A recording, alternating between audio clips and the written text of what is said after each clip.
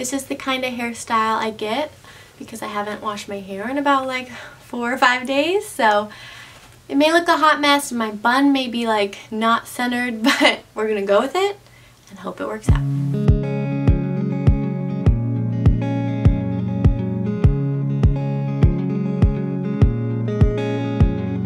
Well, I was 19, you were 21. The year we got engaged. Hey everyone, welcome back, and if you're just joining us, then welcome. Really glad to have you. My name is Kelsey. I make videos every Sunday about pretty much anything. Anyways, so tonight's video is all about marriage. So I'm sure you're interested in today's video. That's obviously why you're here. So let's get right into it because I do have a lot to say, as always, but specifically for this topic, I'm very passionate about this topic because I've been through a lot with marriage and I've had to learn so much in such a short amount of time, and so I just thought today I would share with you the 5 huge marriage mistakes that I have personally made and regret and wish that I could go back. So yeah, basically this video is just to encourage everyone out there that is married and maybe going through a hard time that, you know, there is hope. You're not always going to stay in that deep, like, hurting place, and there is a light at the end of the tunnel even though it may not seem like it. And this is also a video for people that maybe aren't even married yet or are wanting to be married or engaged or whatnot, to learn from my mistakes, because trust me, I have made so many. If you don't know, I've been married for 5 years this past June, technically, but I was broken up for a whole year with James. We were separated for a whole year, and that definitely taught me so much in that season. It was definitely the hardest thing I've ever been through. I was pregnant with Kenzie, so it was just a very, very difficult season. If I would have taken my advice that I'm giving to you now, I would have saved myself so much heartache and so much sadness and just a lot of hurt. If you are getting married, please listen to these tips, take them, run with them, and really invest your time in your spouse or in your partner. Relationships can be so hard. They're so complex. There's so many different areas that you have to tackle. Let me find my handy dandy notes and kind of go off of those. I was up late one night just writing everything out and kind of explaining my thoughts on this topic. I have a lot of stuff written down, so I want to make sure I'm touching on every point because I want them to be very practical tips that you can take into your own life, in your own marriage, that's easy and not very complicated, because I hate when things get really complicated in life and then it feels like you're not ever going to achieve the marriage you want, or you're never going to achieve whatever it may be if it's complicated. So I try and keep it super simple. So tip number 1, putting your spouse down around others. If you don't know me super well, I'm a very sarcastic person, and a lot of times that can come off not great. My number 1 quality I looked for in a husband was having a good sense of humor, and thankfully James does have that. But what I've learned over the years is that there's a time and a place for everything. I'm a very happy-go-lucky person. I don't take things very seriously a lot of times, and James is definitely more serious, but he can still have fun.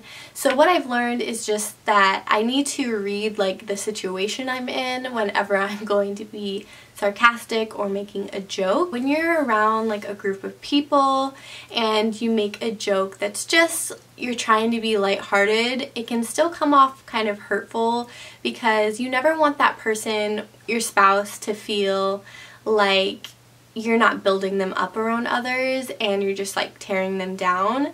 I feel like over time there can just be this little tinge of bitterness that builds up, and maybe subconsciously they don't even know that that is hurting them, but then, you know, it could come out in a later argument. In my opinion, it's important to keep your spouse feeling confident, loved, and protected, and I have done a really bad job at that. just be very aware of how you act around others and what you say. I think this is still a learning lesson. I'm still growing and trying to be better, because you just never want your spouse to feel put down or anything like that. And unfortunately, I've had to learn a very, very hard lesson with this specific tip, because if you don't know, I was on a reality TV show about marriage, and that's a whole nother topic in itself, but I came across looking horrible, and I said a lot of things that I didn't mean and that was just really hurtful. The thing that ultimately matters is you protecting your spouse's heart, because yeah, you may want to make a joke and like have like a lighthearted fun time with your friends, but in the end it's not worth it. What is worth it is creating like a safe environment for your husband or wife to feel comfortable in being themselves and not have to worry about you criticizing them or putting them down. Also, what goes hand in hand with this first mistake is talking bad about your spouse with your friends or your family. To me, marriage is a very sacred thing, and I've learned over the years, and me and James have had tons of discussions about this, with not opening up about everything to your family and friends. There should be a lot of things that are kept to just you and him or her. It is really unfair for your spouse, because one, that family or friend is only hearing one side, one perspective, and how you are feeling, but they haven't heard his. My advice is don't go straight to your closest friend. Go see a therapist, a marriage counselor, or maybe someone that is a friend as well, but outside of your circle, someone that's not necessarily involved in your like everyday lives. So that's really important, just so that it doesn't, taint their view of your spouse, because that is really unfair to them. And so yeah, basically that is a huge mistake. Mistake number 2, not intentionally praying and encouraging my spouse every day. And this is one I seriously regret so much, because I just wonder what would have happened and what would have changed before we went through all of that hurt and heartbreak, if I just would have intentionally been praying for him every day or just giving him some encouragement. And so basically taking the time to really try and brighten their day, whether that be just something as simple as a text or a call.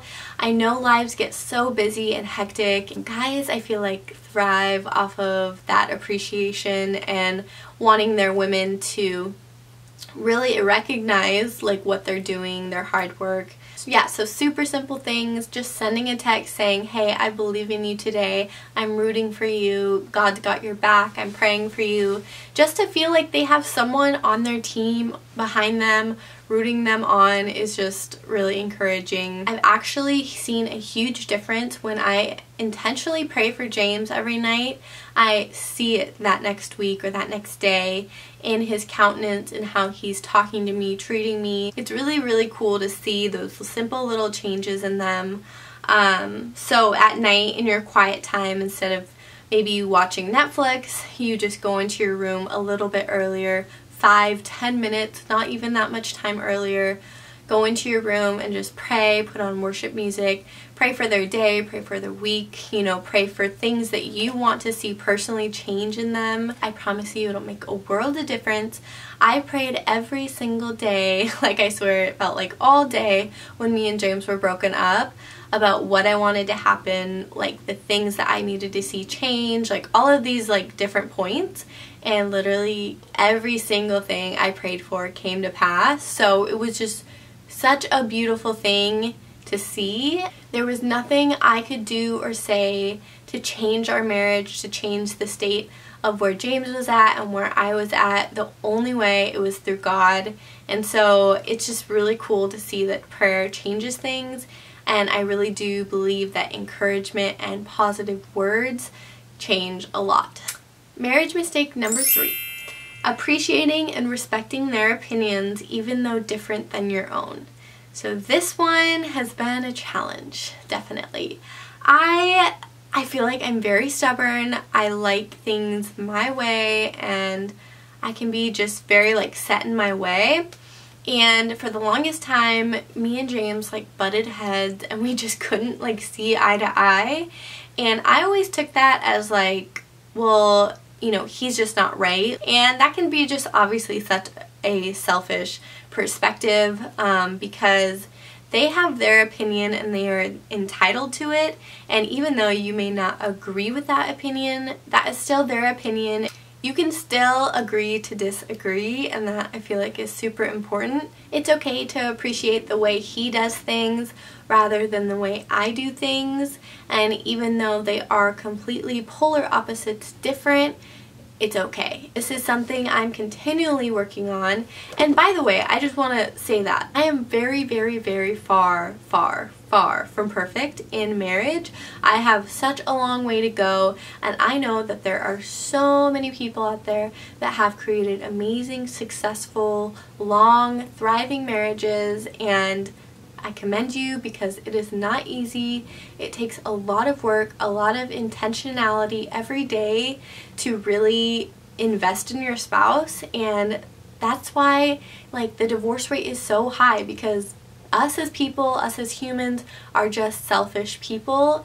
And so I feel like if we can recognize our selfishness and learn from it and try and grow every day, then that's ultimately, I feel like, all you can do and all you can ask in your spouse is to just think about not being selfish. Like, and yes, you're going to have days where you fail, you're not going to be perfect, you're going to have off days, bad days with your spouse, but just know that the next day when you wake up, you have the opportunity to do it all over again and do it better than you did the day before. I have learned so much about my mistakes and what I can do differently in my marriage, and I'm taking the things that I have learned now and trying to apply them. And if James was sitting right next to me, he would obviously agree that I am very far from where I want to be and the person that I want to be in marriage, but I'm learning and James is learning, and he has seriously been like showing me different things that he has changed and grown from. So it's been really cool just to see how everything has evolved. We've basically grown up together since we were like 19 years old. So when you get married so young, it can be hard and challenging because you ultimately have to grow up with that person, and growing up in your 20s, early 20s, is not necessarily pretty. And so having someone stick with you through all of that is really cool. Mistake number 4, I feel like, is everything.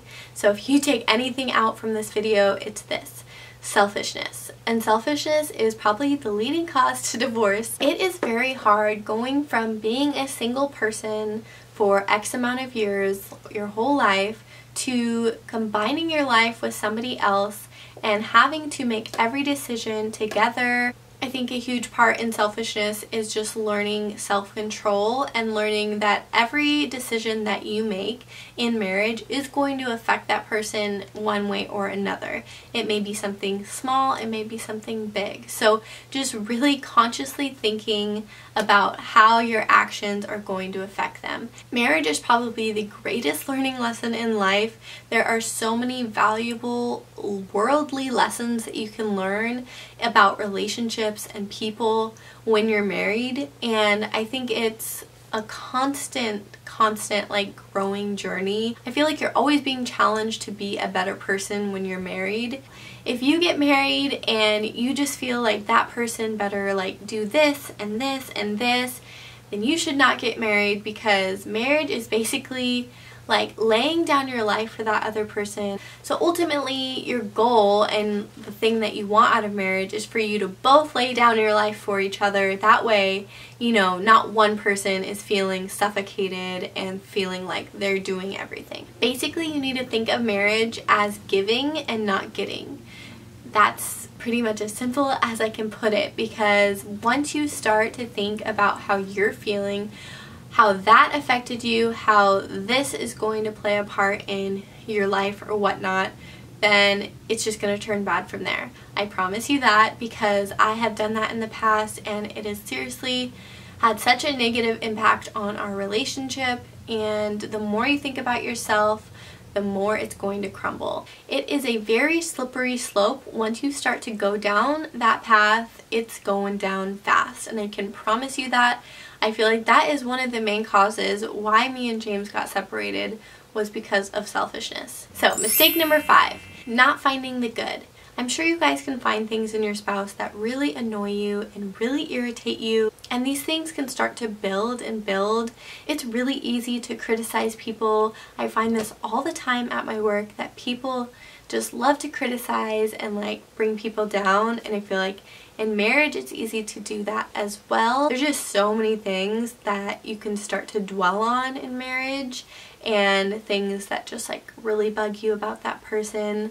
But my huge mistake is definitely doing that and not finding the good, because I bet you that if you really like think about it and dig deep and try and think of like the good in that person, it's gonna outweigh the bad. So reminding yourself of the good things you love about your spouse and not replaying the bad. Don't bring up the past, and remain positive and hopeful about your future together. We all have our own little quirks and differences, but if you really take a step back, then you'll probably remember that those little quirks and differences were what you fell in love with in that person. So don't try and change them, and just love them for where they're at. That is a huge tip, thinking on things that are good. Try and bring out the best, think of the best, be positive about your spouse, because it's going to make a world of difference. So if you didn't watch our season of 7-Year Switch, well, you shouldn't, because it's a hot mess. There was a therapist on our season of 7-Year Switch named Dr. Jessica, and she is amazing and so wonderful, and she actually helped me a lot through my journey after the show, and just giving me great advice. So I reached out to her to give me her top tip for making a marriage work and last, and so I'll read it to you. She texted me here. She obviously said there's a lot to say about marriage. It's hard to just sum it up in just a few things, but this is what she said.